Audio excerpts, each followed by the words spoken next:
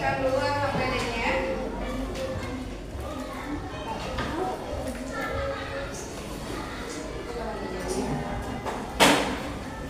Ada berapa kelompok ini? 4 ya? Bahan ajarnya.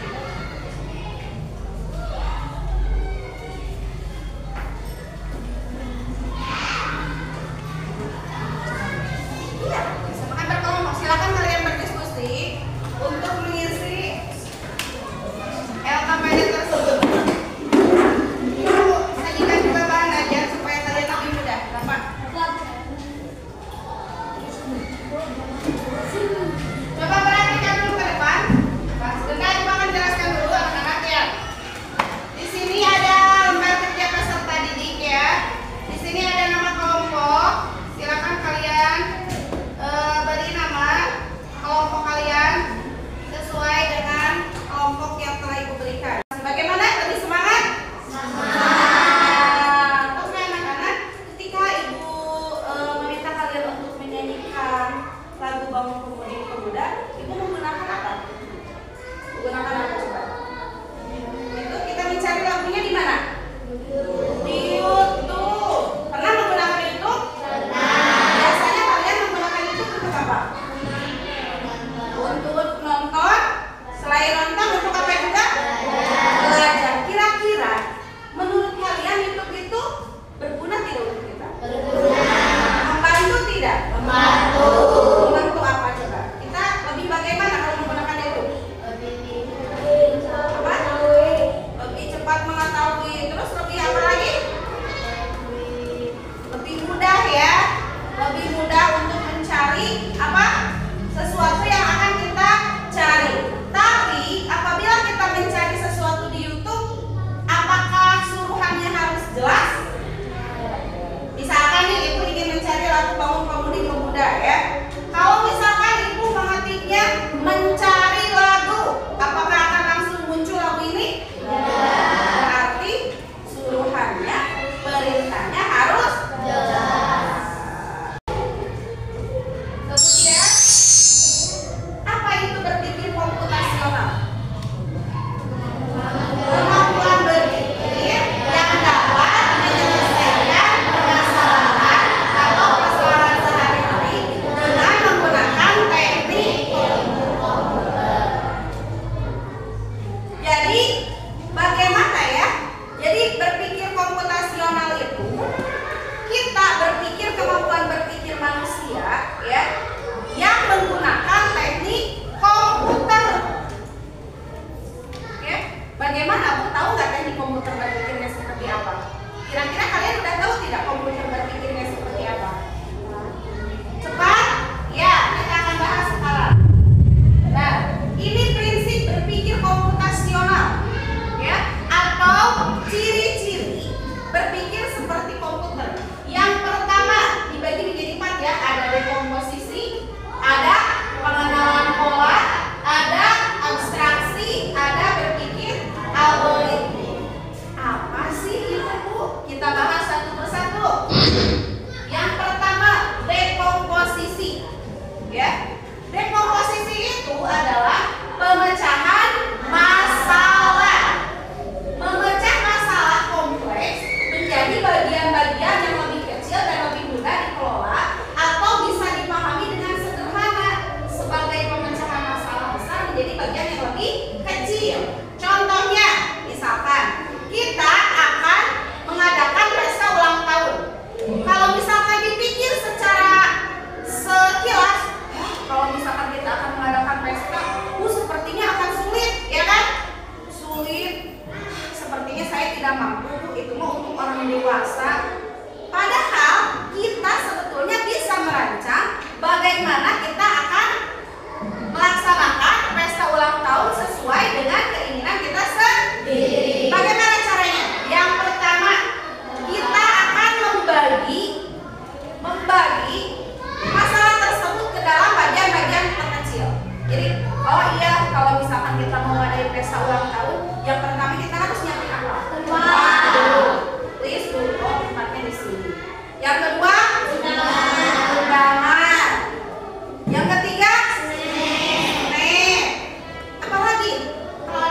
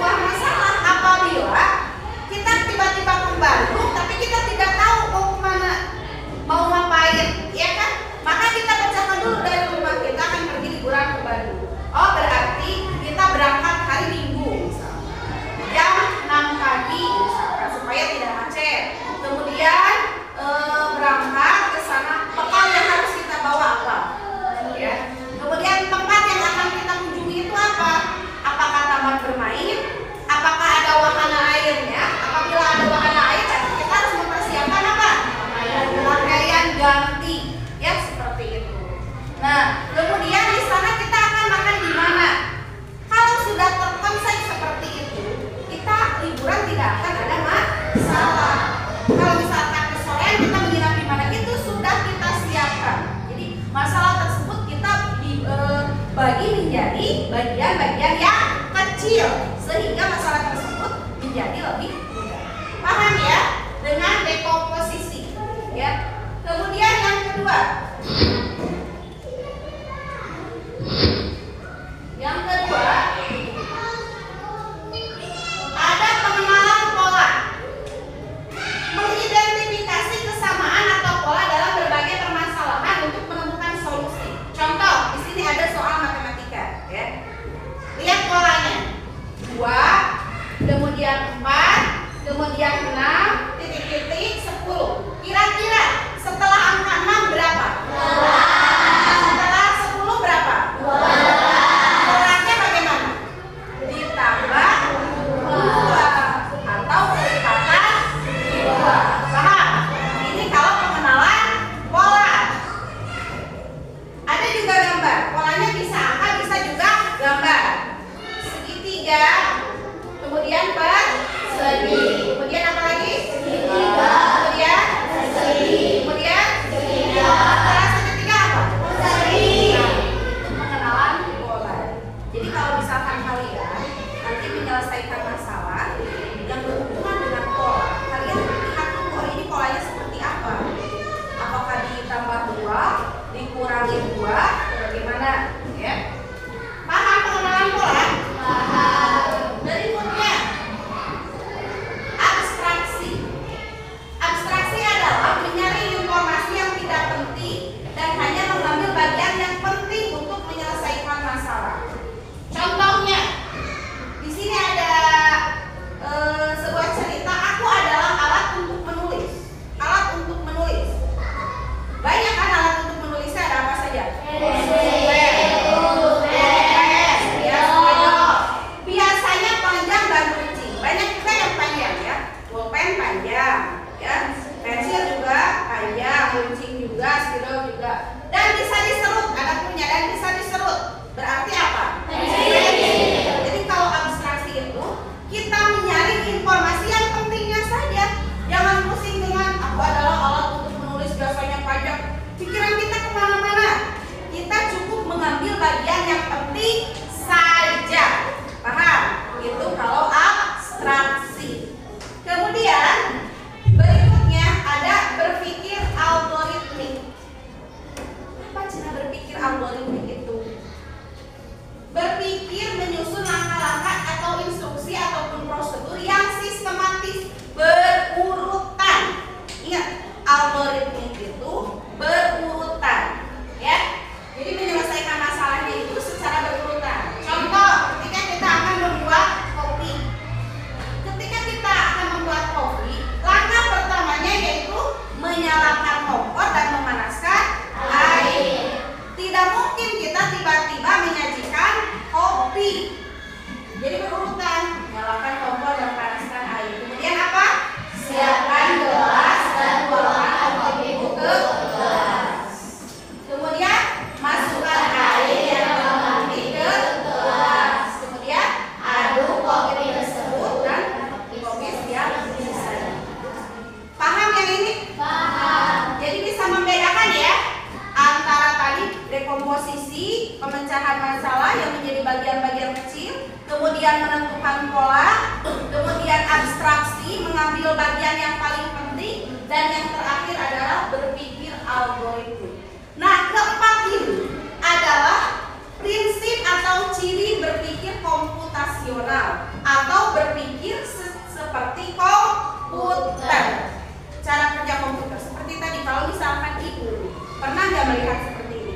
Kita buka YouTube misalkan hari ini ibu buka YouTube tentang lagu daerah. Nah, YouTube itu komputer itu merekam data kita. Yang dicari adalah lagu daerah. Ketika ibu buka lagi YouTube, langsung ada lagu-lagu. Karena apa? Pencarian kita itu kemarin tentang lagu daerah.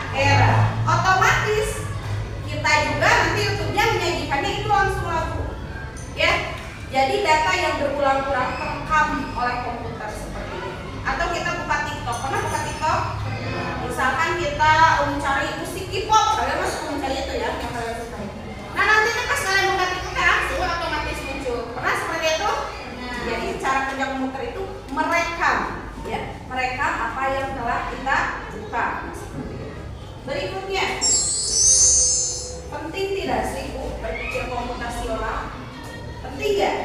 Apalagi di abad 21 ini yang segala sesuatunya menggunakan apa? Komputer, internet. Nih, pentingnya berpikir komputasional yaitu untuk memecahkan berbagai masalah dalam kehidupan sehari-hari. Yang pertama apa? Membantu menyelesaikan masalah dengan lebih mudah. Seperti tadi Ibu mencari lagu langsung mulai muncul. Coba kalau zaman dahulu belum ada ini, mungkin saja Ibu harus menulis dulu di board, ya, harus merekam dulu. Lama tidak prosesnya? Lama. Atau seperti ini, Ibu mengajar kalian ya, materinya Ibu sajikan dalam PowerPoint. Ibu tinggal klik, kalian bisa melihat, ya. Coba kalau misalkan materi sebanyak ini, Ibu menggunakan papan tulis saja, beres materi yang satu hapus, tulis lagi, efektif tidak? Nah, itulah ya manfaatnya. Kemudian membantu membuat keputusan yang lebih baik. Yang ketiga, mengajarkan apa? Cara berpikir kreatif dan terstruktur. Kalau ada medianya, ada contohnya. Misalkan seperti ini, saya akan membuat pesta ulang tahun. Kita kan bisa nyari di Google atau YouTube balon yang lucu untuk ulang tahun. Kita, oh balonnya warna-warni seperti ini, dekorasinya seperti ini, ya. Oh snacknya bagusnya ini. Atau misalkan kita kan biasanya suka memberi bingkisan, oh bingkisannya dibungkusnya seperti ini, ya. Kita bisa mencari. Kemudian membantu menghemat apa? Waktu dan lebih efisien. Contohnya, kalau misalkan kita pergi kemana-mana, kalau kita tidak punya kendaraan pribadi, kita sekarang bisa dengan mudah menggunakan apa? Aplikasi apa? Gojek, Grab. Pernah naik Gojek? Pernah. Misalkan nih, Ibu punya saudara di Garut Kota, tapi Ibu belum pernah ke sana. Asal dia ngasih alamat yang lengkap, Ibu bisa ke sana tidak? Bisa. Menggunakan aplikasi apa? Gojek atau Grab. Bayangkan kalau misalkan Ibu harus ke sana, tapi Ibu tidak tahu nelpon, misalkan manual ya, lurus belok kiri, mudah tidak? Kita akan mudah nyasar kan ya. Tapi kalau dengan aplikasi tersebut udah ada rute jalannya, itu lebih hemat waktu. Jadi kita bepergian kemana-mana walaupun tidak tahu letaknya di mana, dengan penggunaan aplikasi tersebut kita lebih apa? Mudah dan hemat waktu. Kemudian membantu beradaptasi dengan teknologi. Mau tidak mau, ya, semakin hari zaman itu semakin berkembang. Kita harus bisa mengikuti, ya. Kita harus bisa mengikuti karena segala sesuatu mungkin nanti akan menggunakan mesin atau dengan digital. Kita harus bisa mengimbangi. Kita tidak bisa seperti ini. Zaman sudah maju tapi kita stuck di situ saja. Kita akan ketinggalan, ya. Nah, kaitannya dengan coding dan kecerdasan artifisial. Pernah mendengar coding? Coding itu bahasa yang kita gunakan untuk memberikan perintah terhadap komputer. Seperti tadi Ibu mengklik lagu, bangun, pemuda. Itu coding, kode. Jadi ketika kita menggunakan komputer atau aplikasi internet, harus ada kodenya, harus ada clue-nya. Itu yang dinamakan dengan coding. Kemudian kecerdasan artifisial atau AI. Kalian pernah menggunakan TikTok? Kemudian filter wajah pernah? Tiba-tiba ada kelincinya, tiba-tiba di sininya ada merah-merahnya, pernah tidak? Nah, itu harus ada clue-nya. Nah, itu disebut dengan kecerdasan artifisial atau AI, ya. Atau pernah kalian di WA ada tidak? Meta AI. Nah, kita mencari sesuatu di sana pernah? Nah, seperti itu. Itu dinamakan dengan komputer pintar. Jadi AI itu bisa belajar dan melakukan seperti manusia, tapi tidak semuanya. Tidak semuanya kemampuan manusia itu bisa dimiliki oleh AI. Dia punya perasaan tidak? Tidak.